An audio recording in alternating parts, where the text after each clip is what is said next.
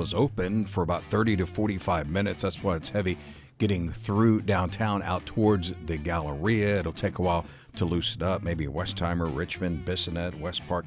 That'll get you around some of it. Support comes from Houston Grand Opera, presenting for the first time in company history Puccini's trio of one-act operas. Il Tridico, featuring one of opera's most famous songs, O mio babbino caro. Tickets available at hgo.org. Gorgeous day today. Sunshine, upper 80s for the high, upper 60s for the low tonight. Looks the same for the weekend going into Monday and Tuesday. 68, Magnolia 73 here at the University of Houston. Streaming live online, it's KUHF Houston News 88.7. A service of the University of Houston. Houston Matters starts right now. Stick around, 9 o'clock.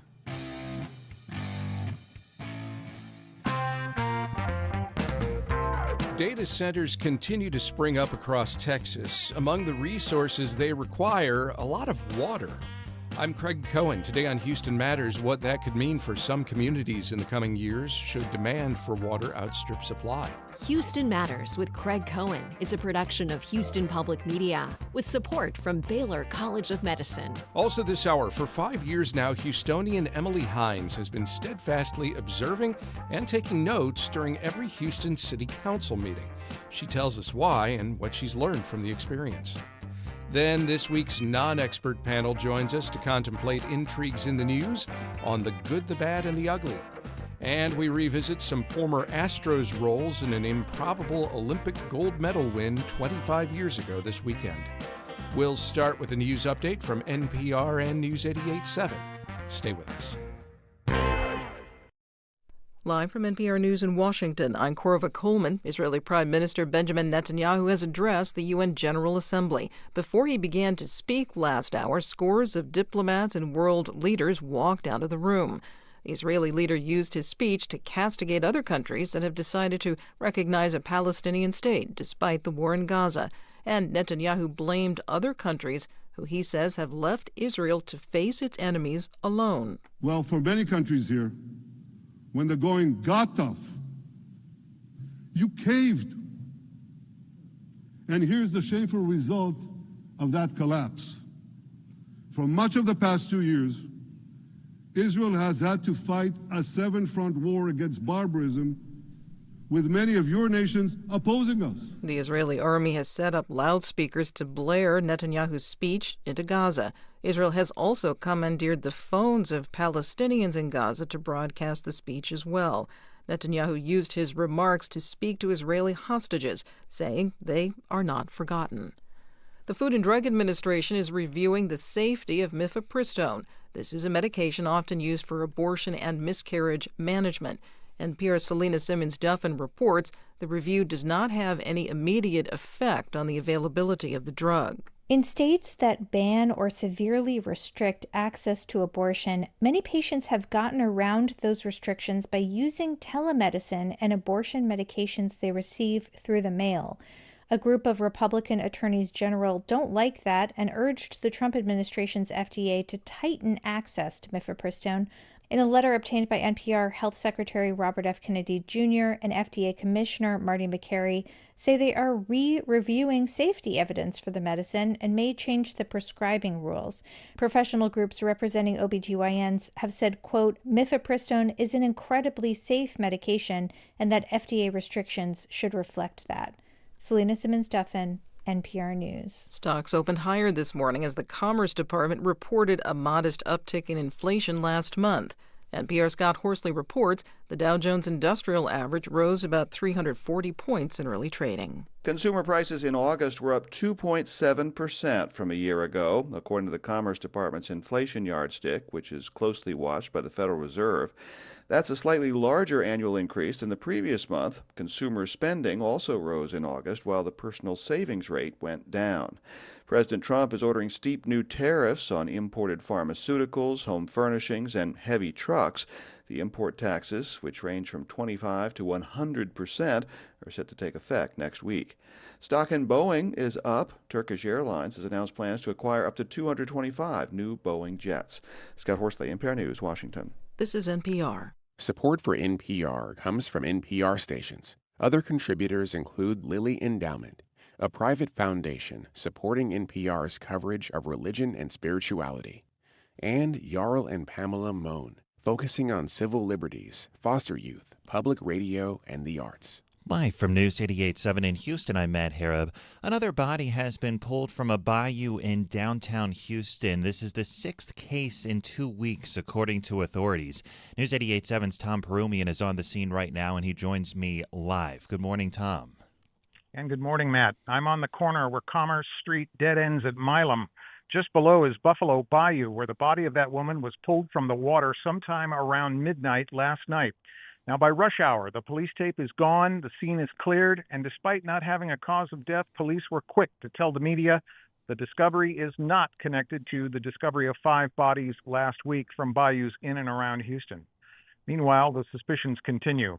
From downtown at the Bayou, Tom Perumian, News 88.7. All right, Tom. Well, Texas Democrats have launched a major organizing effort to turn out the vote for next year's midterm elections. Texas Republicans are not sitting on their hands. Our Andrew Schneider says that Republicans are likely to spend big statewide to boost voter turnout, particularly among Hispanics who voted for President Trump last year. Austin-based GOP political consultant Matt Makoviak says the state and county Republican parties, not to mention major Republican officials running for re-election, will likely pour tens of millions of dollars into the effort to keep Latinos in their column in 2026. It's not an effort only Democrats will be engaged in. Republicans will be heavily engaged as well, and you're going to see them not just focused in the suburban and rural areas, but you're going to see them focused in the Rio Grande Valley, where Republicans have made significant gains among Hispanic voters in recent election cycles. A majority of Texas Hispanic voters cast their ballots for Trump in 2024.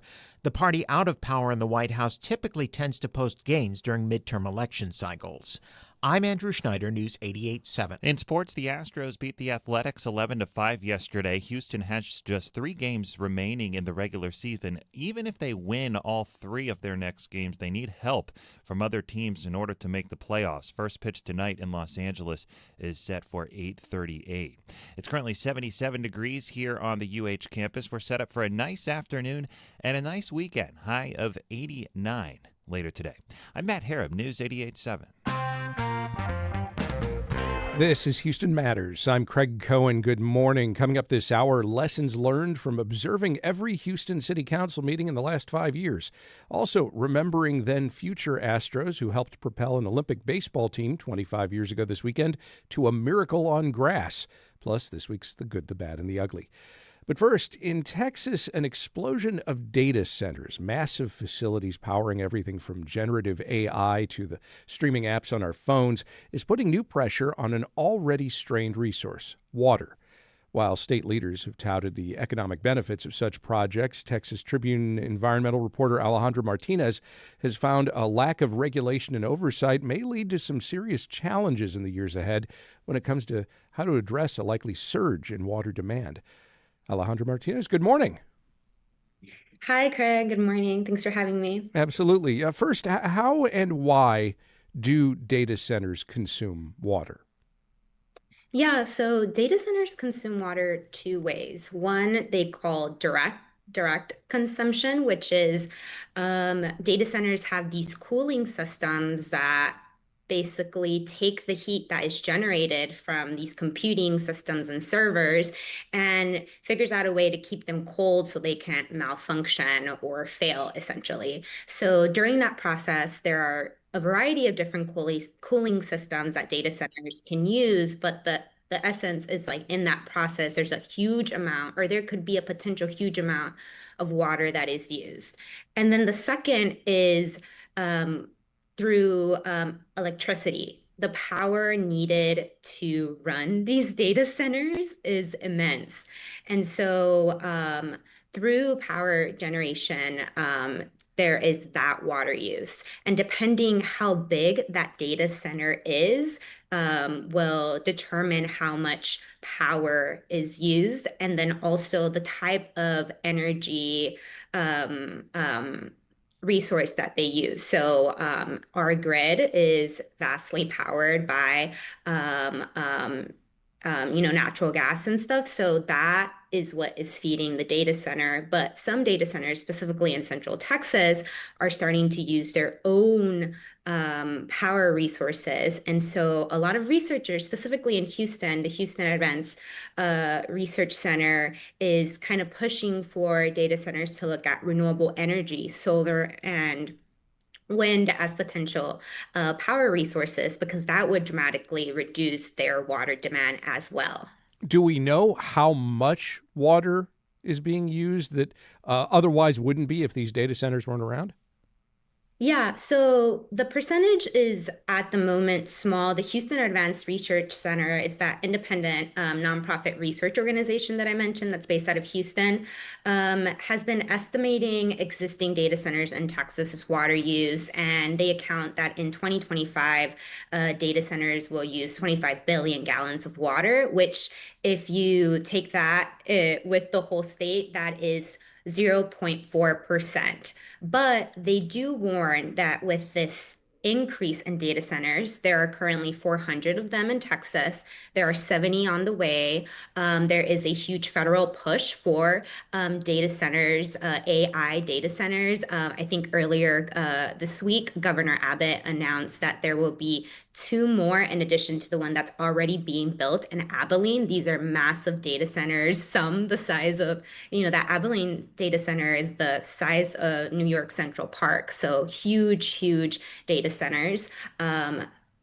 This research organization warns that this demand could increase by up to 2.7%, just knowing what we know now. But if there are more data centers on the way, it could even get higher. And that is equivalent, just to give you a number, to the water consumption of 1.3 million average U.S. households. Now, all of that said, it sounds like maybe the issue isn't, strictly speaking, the percentage of demand across the entire state so much as the impact that this can have on some communities, particularly, am I right, out in the Panhandle? Yeah, absolutely. Absolutely. So, you take the data center in Abilene, for example. That data center is being built in an area that is historically a little bit more dry. There is another data center, an AI data center being built in Amarillo, a historically dry area. And the 2 that have been announced are that I mentioned earlier are pegged to be built also in like the Panhandle and West Texas area. And so there is research out of Purdue that shows that in Texas specifically, there are data centers being built in more dry areas as opposed to wetter areas that receive a lot of rain. And so in other states, some data centers are being built near like very wet, near water, cooler environments, in some ways to help that heat that is being generated from the data centers. And that is not what is happening here. So in those communities, going back to HARC, the Houston Advanced Research Center, their lead researcher, Miss Margaret Cook, who's been leading this data center stuff, said that those communities are going to be the hardest hit because their water management isn't ready for that big of a demand that a data center could bring. That said, I imagine those communities, those areas of Texas where there's a lot of drier land, that's probably also where there's just a lot of land available, and that's why these things are getting built where they are. Exactly. Yeah. So you mentioned a couple of times the Houston Advanced Research Center and their estimates. Why is it that we have to rely on estimates from an organization like that to calculate what kind of water usage we're seeing from these data centers? Why don't we get more exact totals?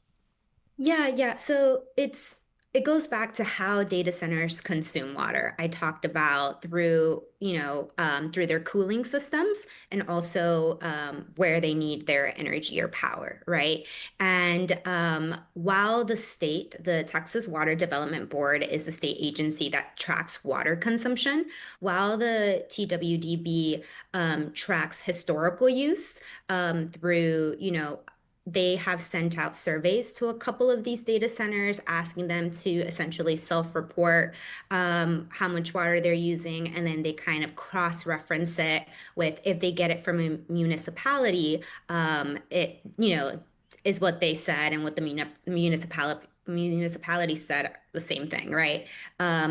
But experts kind of say that just shows us what has been used, and it's really hard with the growing demand to understand how much they will use or to future forecasts.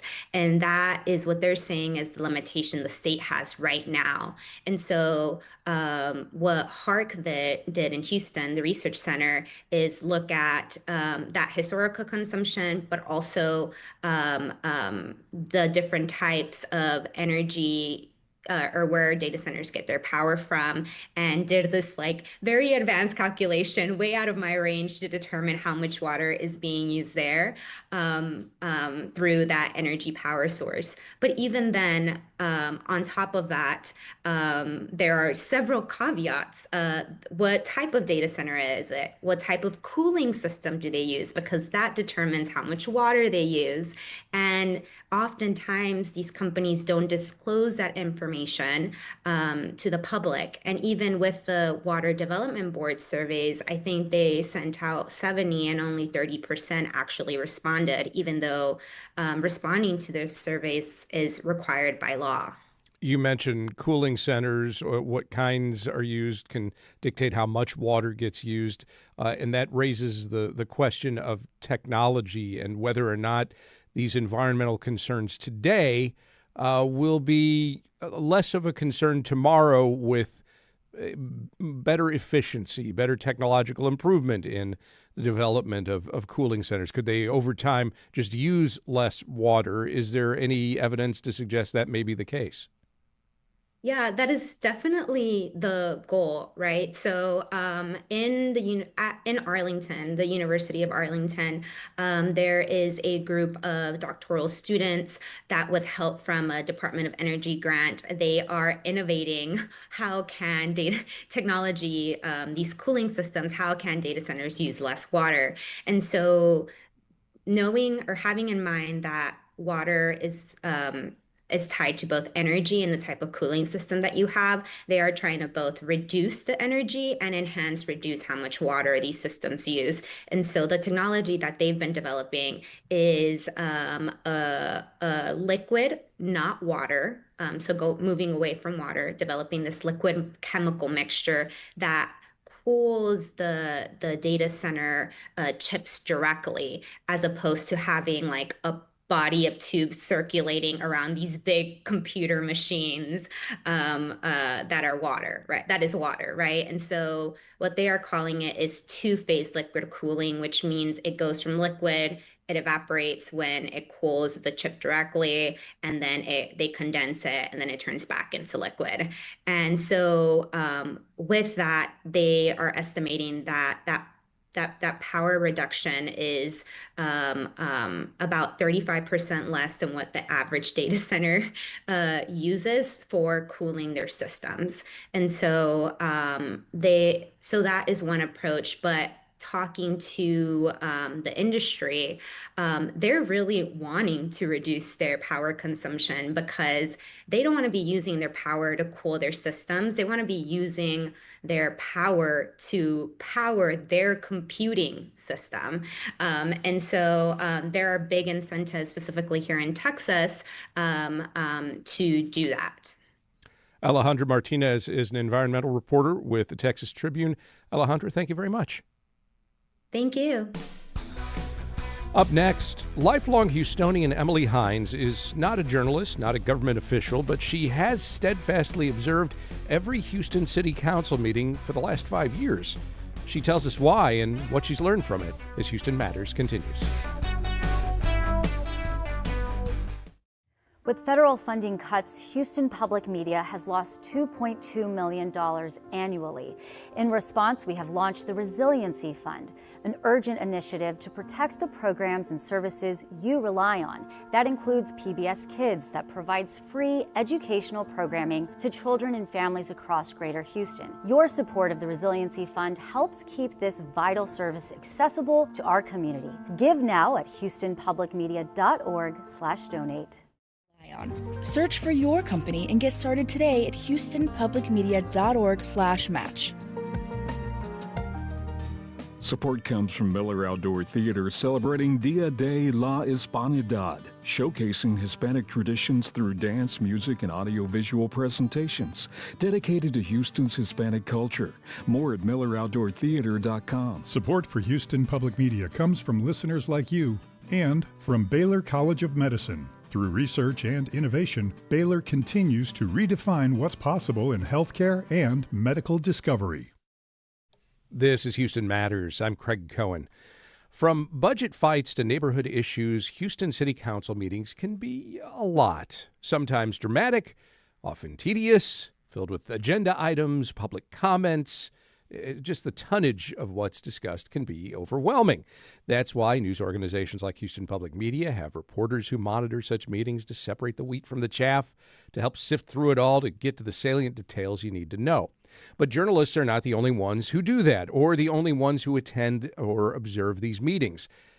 Take, for example, Emily Hynds. She's not a mainstream news reporter. She's not a public official. She is a lifelong Houstonian who 5 years ago started observing Houston City Council meetings. She's been doing it now for the last 5 years and summarizing what she believes really matters in local government in her blog, Emily Takes Notes, and she joins us now.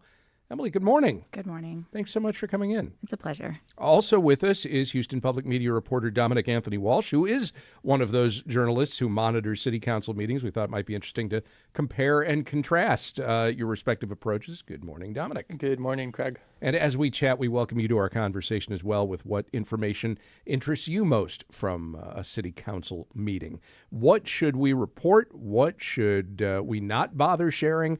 Let us know that, or chime in with other questions or comments at 713-440-8870. You can reach out to us at talk@houstonmatters.org. Don't forget, you can also post a comment on our video stream on Houston Public Media's YouTube channel.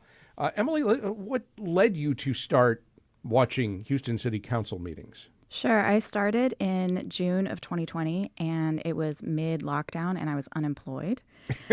So I had time on my hands, and it was budget season for the city, and a lot of people were mobilizing around the police budget at the time. It was very timely.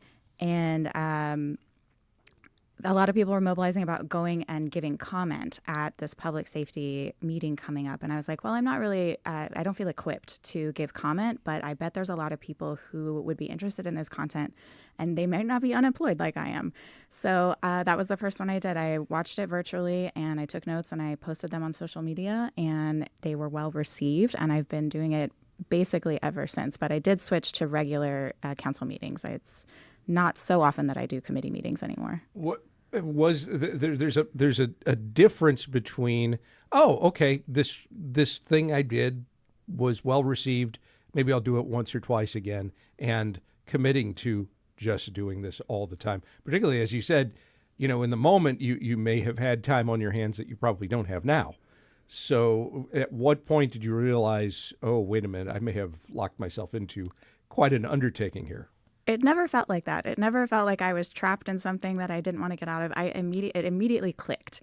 It felt like it resonated well with my background, which I have a theater background and direct work, and it felt a lot like watching theater and taking notes to give to actors and thinking about how it's going to be received by the audience.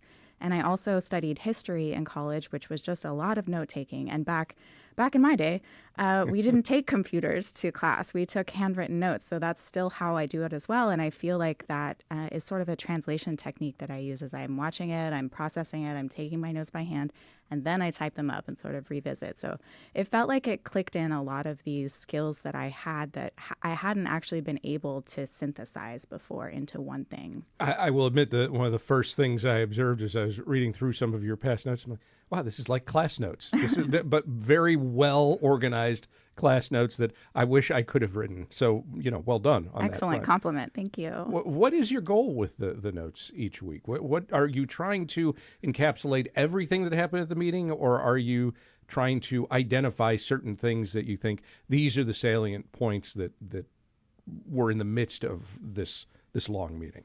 Yeah, I don't want to encapsulate everything. If people want that, they can read the minutes, and it's very boring.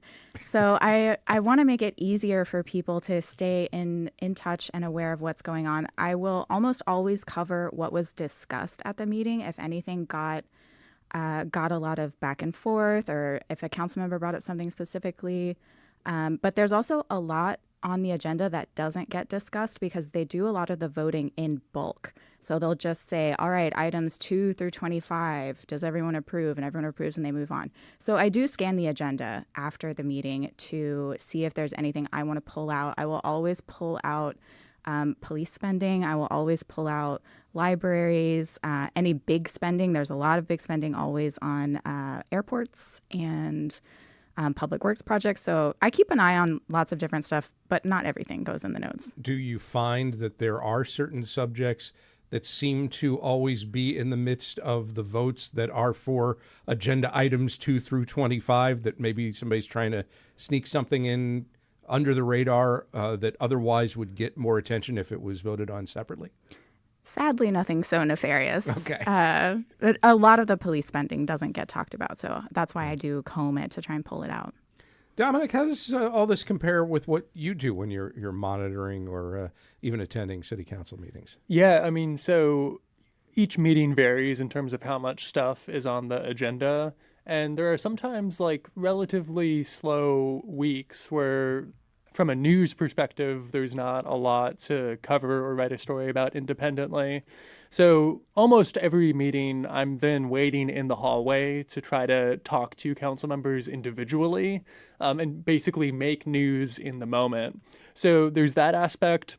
I also don't always cover every interesting thing that does happen. So there are weeks where it's a little bit busier and there will be discussion that maybe is encapsulated in the notes but doesn't make it into a story.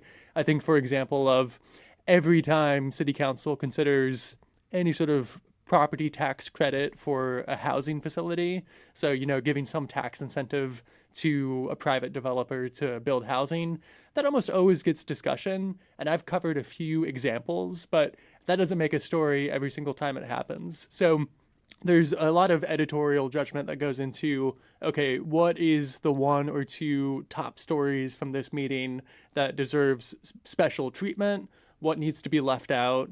And if it's slow, what can I go talk to these council members about to make news happen where otherwise there wouldn't be any?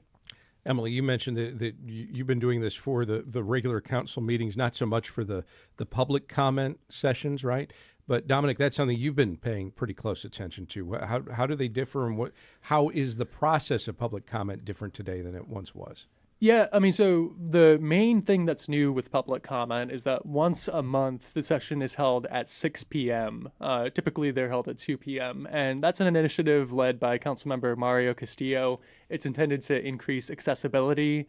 At the first one a couple months ago in the evening, more than 90 speakers signed up.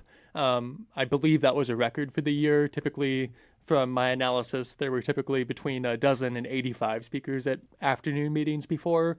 And, those public sessions really vary in terms of what's talked about and how many people show up. Sometimes there are organized pushes to have a lot of people show up to comment on a particular thing. So, for example, after the Houston Chronicle reported on the police department's interaction with immigration and customs enforcement, a lot of people showed up to speak out against that. When, disaster recovery funds were being considered in terms of how to spend them, there was organized turnout. The Polk Street closure that's been talked about so much, they consistently have people turning out. And there will also be, a handful of people to talk about trash in their neighborhood or, potholes in the street. So a really big variety in terms of what's talked about. But yeah, the biggest change is that for the rest of the year, once a month, there will be one session in the evening.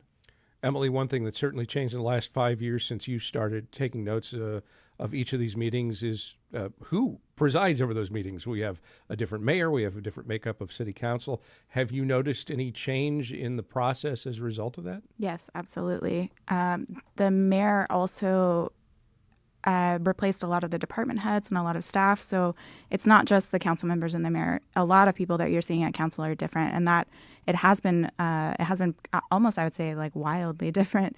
The mayor himself has a different way of speaking, a different oratorial style, and he doesn't do a mayor's report, which is a part of the agenda where the mayor can kind of remark on whatever he likes.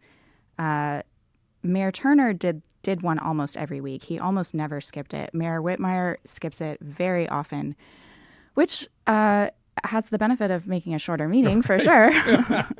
And the meetings are shorter in general now. That's not necessarily because of the new administration, but the state passed a law changing what city council has to vote on financially. There's the financial levels. So the last meeting that I attended was 43 minutes long, which isn't a record short, but it's very short. What have you learned from this experience, from doing this over the last 5 years, that you didn't know about our local government? Oh, just how much they spend on stuff. It's so expensive to run a city, and it's been really interesting seeing what they spend money on versus what they don't. And I have become personally a solid waste girly. I didn't anticipate that when I started, but sometimes people ask me, what's your cause? And it's absolutely solid waste. I never expected that I would be a solid waste champion, but here I am 5 years later. So yeah, just seeing what they spend on has been really fascinating. And you anticipate you're just going to keep rolling with this, keep doing this long term?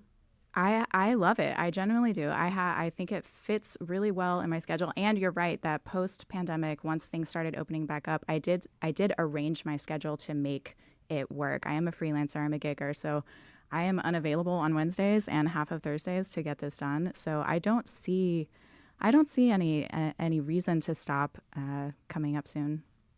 For 5 years, Houstonian Emily Hynds has been monitoring Houston City Council meetings and compiling her Emily Takes Notes blog. Dominic Anthony Walsh reports for Houston Public Media on a variety of things, including developments at Houston City Council. Thank you both very much. Thank you. Thank you. And just ahead, from news that Camp Mystic plans to partially reopen this summer to a statue trolling President Trump being removed from the National Mall, we discuss intrigues in the news on the good, the bad, and the ugly as Houston Matters continues. Federal funding for public media has been cut. In response, we're creating Houston Public Media's Resiliency Fund. Donations made toward the fund will directly counter the loss of the $2.2 million in federal funds that were cut annually and strengthen our station's foundation to provide our services into the future. Contributing to this fund is easy and quick and makes all the difference to our station. Help build the Resiliency Fund now at houstonpublicmedia.org/donate. From Houston Grand Opera, presenting their 25-26 season with Humperdinck's Hansel and Gretel and Rossini's comedy The Barber of Seville. Subscriptions and more at hgo.org. Support comes from Children's Museum of Houston, presenting Faithful Friends, an exhibit fostering connection, curiosity, understanding, and friendship. Families explore other cultures through the eyes of Houston kids. More at cmhouston.org. Houston Matters with Craig Cohen is made possible in part by Ellen Binnenhoven and Dr. Michael Schaefer, and with gifts from listeners like you.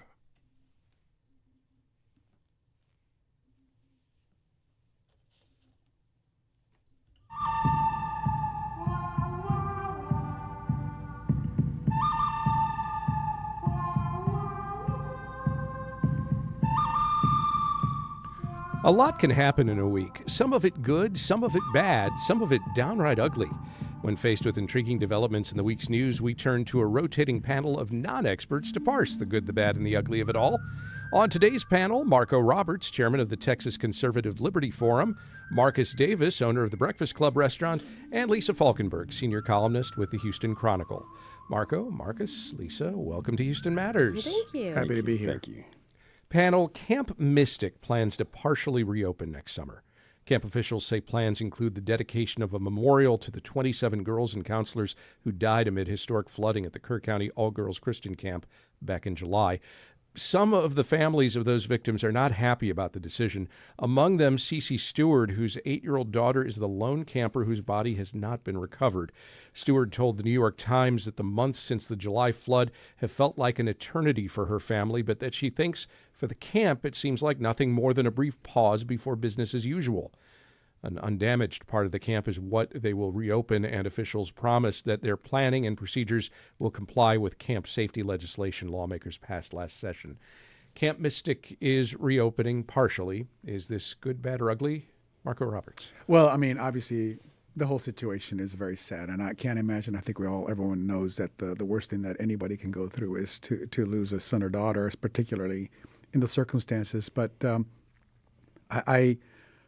and it's very difficult to maybe not necessarily always agree with what people who are in a state of grief wanting, but I don't think that it's wrong for Camp Mystic to move on, and I think what they're doing is probably the right thing in sort of preparing, because and they say it's a brief pause, but they're not opening now. They're just simply announcing that they will be in the future, and I do think that this is the right thing to do, is to prepare people for what is going to come next, so that you don't surprise people. Because, I always tell people, don't surprise your friends and allies. Do not. That's the last thing you want to do. You want to prepare them. You may have to say difficult things, but, Camp Mystic can't stop and just stop existing because this happened, on the premises. And if there's things that they did wrong, I haven't heard anybody claim that they were negligent so far. And if there is, and then that would be a different thing to do. But I don't think it's wrong for them to do this. I don't want to say it's good, because I understand people are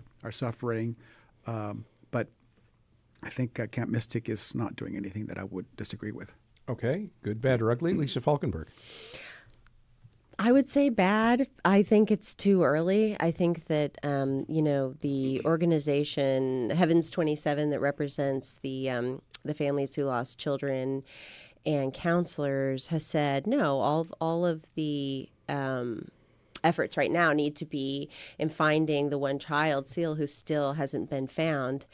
And now that I don't know the confidence level of that child will actually be found, because it's my understanding that from previous floods, there's still people who haven't been found. But I just don't think they're ready yet. And as a state looking at this, and as, a Texan looking at the trust that was broken. I mean, this camp was something that it was mystic. It was like the magic that people describe. I never attended, my children never attended, but it seemed to be a very, very, very special place. And then to find out that basic safeguards, were not in place. I mean, to find out basic communication wasn't happening, to find out they had gotten waivers, from the federal government to continue to be there, to build there.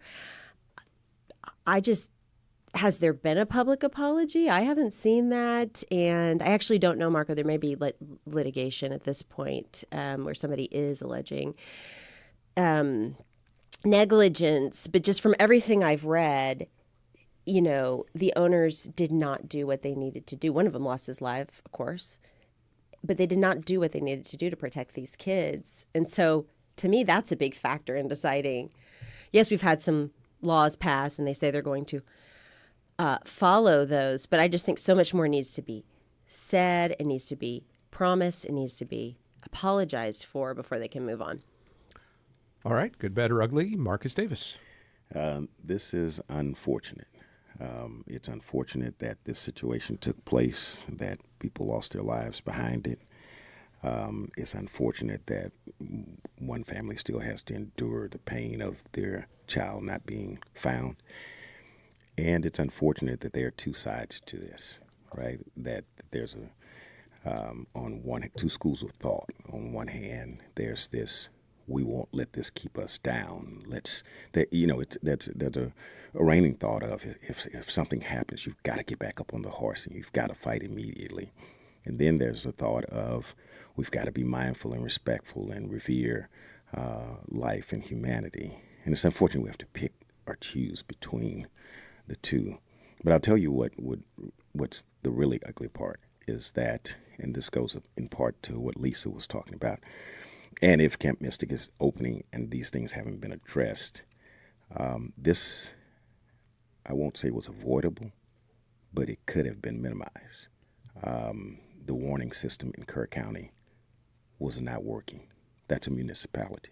The state didn't have effective measures in place for flooding. We're a flooding city-state, and we still haven't addressed those things. And if those things aren't addressed before Camp Mystic opens, and not to the fault or denial of fault to Camp Mystic, but if the municipalities, the governing bodies that are in place do not do what's necessary to protect its citizenry, then that's where the problem lies.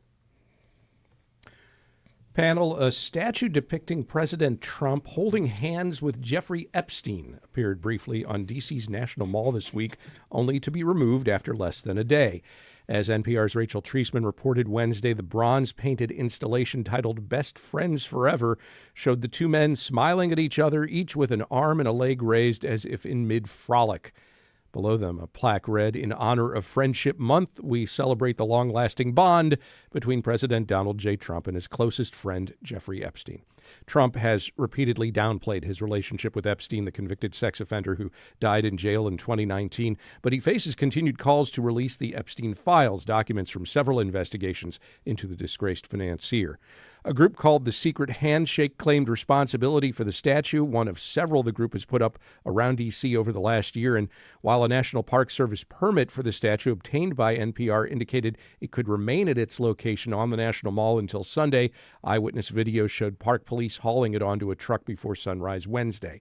A Department of the Interior spokesperson tells NPR the statue was, quote, not compliant with the permit issued, but did not specify how. A statue showing President Trump and Jeffrey Epstein holding hands shows up on D.C.'s National Mall and then is quickly taken down. Is this good, bad, or ugly? Lisa. I think the expression, the First Amendment, a very creative expression of that viewpoint is good, and taking it down early is bad. I will say it's good because, you know, I've learned, I guess, throughout my career that there are some things, even very serious things, that people will not grasp or be touched by or really understand unless you present it in a creative way, in a funny way, in a satirical way. And so I think that the concerns of the victims of Jeffrey Epstein, who had the press conference, who were demanding, evidence be released, demanding that their experiences be taken seriously and that they not be called a hoax by the President of the United States or, made into some political thing. What happened to them is real. That's very serious. But a piece of art like this, first of all, it's so much more substantial than a poster board. Somebody protesting is very ethereal, some of these protests. But this is something so solid, and yet, it brings, it just screams the ridiculousness of a president of the United States associating with somebody like this and then trying everything he can it appears, to lie about his involvement with that individual, including his birthday message, where he drew the picture of the, naked women and made reference to something untoward that they were engaged in together, he and Jeffrey Epstein. And then the attempts, that he's made in leaning on Congress not to release everything that they could release. Some of it they can't because the judges said no. It's a farce. It's crazy. It is everything that, is depicted when you look at that, and you just have to shake your head and say, I cannot believe this is where we are as a country. All right. Good, bad, or ugly. Marcus Davis. I'm going to go back to my meshing of words. This is gabugly. Gabugly. Gabugly. Okay. Yeah, it's good that someone had the testicular fortitude to do this. You don't. Was it a man? We don't know that. Well, I didn't say it was a man. Testicular. I just said that still requires testicular fortitude. Let's not linger on that part. Let's just carry on. And to highlight the relationship between a sitting president and a known pedophile. It's bad that it was tyrannically removed prematurely. Just like that. I want that statue down, and then it's gone. And it's downright ugly that this is normalized and accepted unacceptable and refuted in our society.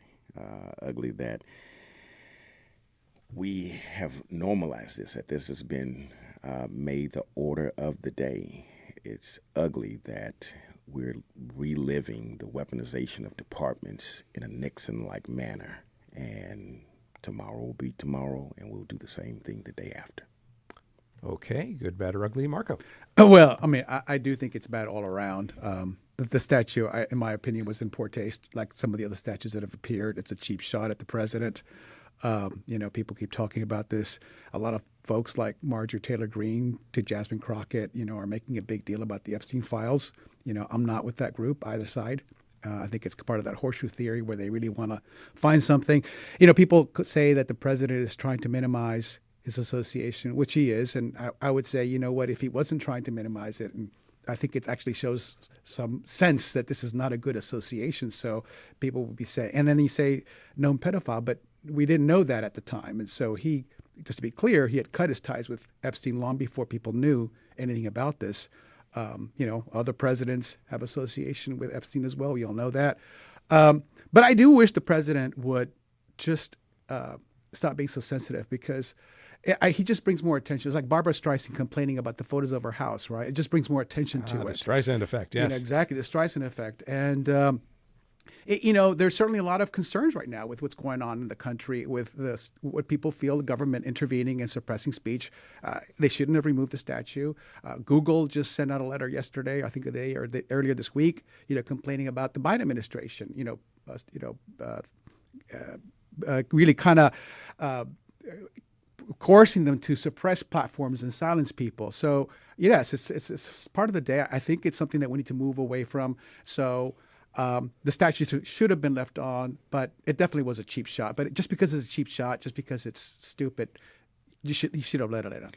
I have to push back a little bit on my friend Marco. I don't know that cheap shots on truth is a cheap shot. If you're displaying something that has been proven to be true, that Donald Trump and Jeffrey Epstein, a known pedophile, who people knew. No. See, you're rolling your eyes at that, but the fact is, when he says known, yes, all that prosecution came later. But the question is, what did the president know when he was friends? And if he's going out to the yeah, no, and that's the point that I'm making. While the media and the public may have found out at a later date, just like when the Harvey Weinsteins came up, there were people who knew this was going on before. Just like when Puffy's trial came up, there were people who knew that there was going on. But there's no evidence that he knew. There's just no evidence. Jeffrey Epstein, didn't just start molesting little children, and Donald Trump didn't just find out that was taking place. But there were hundreds of people. Clinton was part of that circle. No one's accusing the Clintons of knowing either. I don't think somebody should do that either. If they knew, I would accuse them as well. Well, yeah, but... Yeah, so what do you think of the birthday drawing? What was he talking about? Yeah. Again, or the comment when he specifically said that, my friend Epstein, he likes them young, very young, wink, wink. Those were words out of President Trump's mouth. Again, there is no evidence that he knew that anything illegal was going on.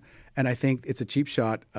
But it doesn't matter, because bottom line is, what I'm saying is, we can keep talking about this issue about Epstein. This was under the Biden administration. The Biden administration had the files for 4 years. There'll be a future Democratic administration. Sure enough, eventually that will happen. They'll have access to it. And all of this will come out if people really want. I blame any administration. But I will also say this. Yes, you're right in one point. There are things we don't know. And we would absolutely know them if the executive chief in charge would release them. And we don't forget, he rode this a bit, Marco. He did. The people who helped him get elected, they rode this. They talked about how it should be released. Absolutely right.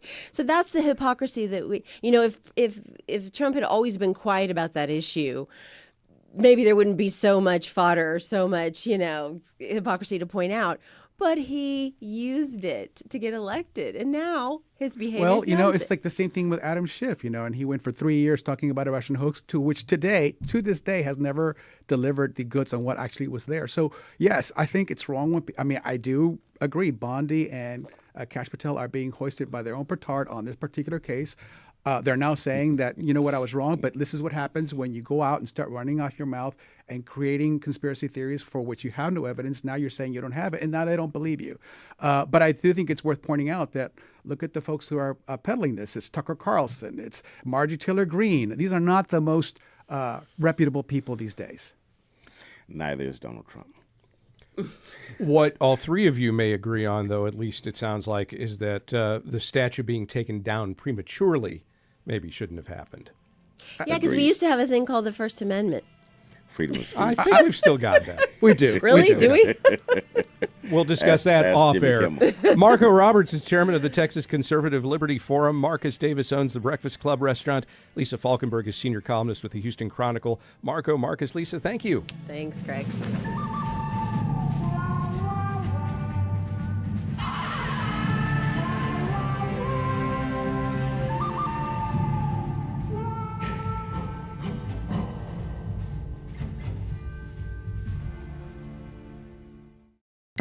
Hello, I'm Ernie Manous, our talk show.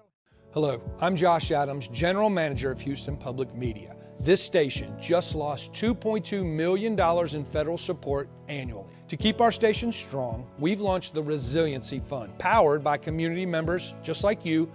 Your support will help bridge the funding gap and ensure these programs remain free and accessible to everyone. If public media and this station matter to you, now is the time to act. Support the Resiliency Fund today at houstonpublicmedia.org/donate. Your gift to Houston Public Media could go twice or even 3 times as far through your employer's matching gift program. Many companies will match the charitable donations of their employees, and some even match gifts from retirees. That means your support for trusted news and programs could have double the impact for our community. Find out if your company participates at houstonpublicmedia.org/match. 25 years ago tomorrow, a team comprised mostly of Major League Baseball prospects won the gold medal in baseball at the 2000 Olympics in Sydney, Australia. The thing is, they weren't supposed to. Here to help us remember that team, which included some future Astros stars, is Houstonian Dave Fanucci, author of Miracle on Grass. Dave, welcome to Houston Matters. Hey, thanks so much for having me. Good morning. Miracle on Grass is, of course, a play on Miracle on Ice, the phrase used to describe the 1980 U.S. Olympic hockey team that defeated the Soviet Union at Lake Placid. The Soviets had won the previous 4 gold medals, had rattled off a long winning streak prior to the Olympics, had walloped the U.S. team heading into it. Was the Miracle on Grass as well miraculous? Well, I like to think it was, it was the first time we had ever been playing in the Olympic Games with professional level athletes. And the previous 2 winners of the Olympic baseball tournament in 96 and 92 was a very formidable Cuban team. And they were also very formidable in 2000 as well when we met them in Sydney. But we had professional players, like I mentioned. So the Cubans were certainly the favorite. They were the equivalent of the Soviet Union in ice hockey, and that's kind of why I named the book Miracle on Grass.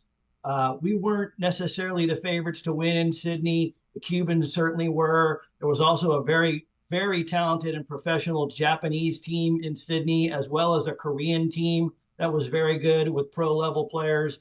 So there were those 4 countries, us included, the United States, right there out of the 8-team tournament. Those 4 were all very formidable and all very capable of winning the gold medal that year. That said, the U.S. team, this was not like a so-called dream team. These were not Major League All-Stars. These were in large measure, some of them would become future All-Stars, but we were talking about mostly prospects, a few veterans that had been in the minors most recently. How come we didn't really see Major League Baseball active roster players on this team? Yep, that's a great question. That's always been the first question as to why we can't see these Major League level players in the Olympic Games. But before I answer your question, there is an opportunity and a chance coming up in LA 28, right? Where we could possibly see for the first time ever Major League level talent in the Olympic Games at Dodger Stadium. There's a chance working with the Players Union and Major League Baseball right now where they'll take that break in the middle of the major league season. And to answer your question, that's exactly why we couldn't have major league level players in Sydney. This was the first time we were going to professional players. So we were using minor league all-stars, minor league players that were very talented, AA and AAA guys. But the major league season was not going to stop in the last week of September of the year 2000 to take a 7 to 10 day break so that some major league level all-stars like Derek Jeter or Roger Clemens at the time or anybody else could come over to Australia to play in the Olympic tournament. That was never going to happen. I mentioned some future Astros stars were a part of this 2000 squad. Who were they? Who should we know about?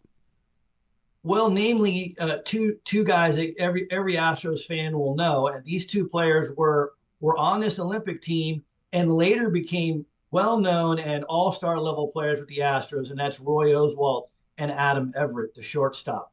Roy Oswalt was arguably the greatest find we had in the process of choosing this Olympic team. At the time that he was playing this year in the minor leagues, we had our general manager, Bob Watson, another well-known Houston name and a former general manager of the Astros, went to Round Rock in the minor leagues to scout a couple of players that were on our watch list, what we called a watch list at the time as we were selecting this team. And Roy Oswalt was not on the watch list. But what happened was he happened to be pitching against the two guys that we were scouting for the team that night and pitched phenomenally. And Bob Watson came back to the meeting the next week and said, guess what, guys? I found a pitcher that I really like. His name's Roy Oswalt, and I think we need to consider him for this team. And Roy ended up making the team. He actually was a huge contributor in Sydney, started 3 games for us, including the semifinal game against Korea to get into the gold medal game. And Oswalt was a magnificent pitcher. Along with Ben Sheets, Roy Oswalt was our 1-2 starting pitcher combination that really carried this team as a starting pitching staff. And then Adam Everett as well. A great story about Adam is that the final 2 candidates for our shortstop position that year were Adam Everett and Jimmy Rollins. So when it came down to the decision, and our general manager for this Olympic team was Sandy Alderson, another well-known Major League Baseball name and a general manager of a World Series winning team. But Sandy was the person making the final decisions on roster selection. And when it came down to the decision between Rollins and Adam Everett, at the end of the day, the way Sandy tells the story is he loved Adam's defensive ability. He wasn't worried about what Adam could contribute offensively. And Astros fans will know this. When Adam started playing for the Astros, he was phenomenal at shortstop. He was a great defensive player. And what ended up happening was Sandy said, hey, listen, I'd rather have the steady defensive shortstop that's going to make all the routine plays and not make any mistakes when we're in tight Olympic games than maybe the higher upside of Rollins' bat. So Adam made the team. And I guess before we wrap up our discussion here, we should briefly mention the manager for this squad. It was Tommy Lasorda. You could do worse than a Hall of Fame manager coming out of retirement to lead a squad of mostly baseball prospects, right? Absolutely. My job as the press officer for the team was just so much fun over the 6 weeks we were together. I shuttled Tommy around to all his media interviews every day over in Australia. It was a heck of a job, but it was a lot of fun to be around such a huge personality and charismatic figure like Lasorda that led this team. And it was just a blast to be with these guys over there and see them put themselves on this ride. It's captured in my book, Miracle on Grass, like you said, available on Amazon. But Lasorda was just the perfect guy at the time to bring us attention and then also rally these young minor league players together to make them believe that they could win this tournament, and they actually did. So it was the belief that he gave them at the time that really was, the way he managed in the major leagues as well. He was very charismatic and positive and always believing in his players. So he brought that same attitude to our team, and we ended up winning the gold. Houstonian Dave Fanucci was the press officer for USA Baseball during the 2000 Olympic Games in Sydney. He is the author of Miracle on Grass, which tells the story of that club, which pulled off an upset to win the gold medal in those games. That happened 25 years ago Saturday. Dave, thanks for talking with us. Hey, really appreciate you guys having me. Thanks so much. And that will do it for today's show. The Houston Matters team includes Michael Haggerty, Joshua Zinn, Brenda Valdivia, Mincho Jacob, and Laura Walker. Jared Carroll's our technical director. On Monday's show, the Houston Astros' postseason hopes have grown awfully dim heading into this final weekend of the regular season. But was this always destined to be another lost season because of a second straight year filled with injuries? And what, if anything, can the Astros do to avoid it happening again next season? We'll talk about whether the injury bug's been a fluke or a sign that the Astros and other teams need to radically rethink training and development. I'm Craig Cohen. Have a great weekend, then join us Monday for that and other Houston Matters.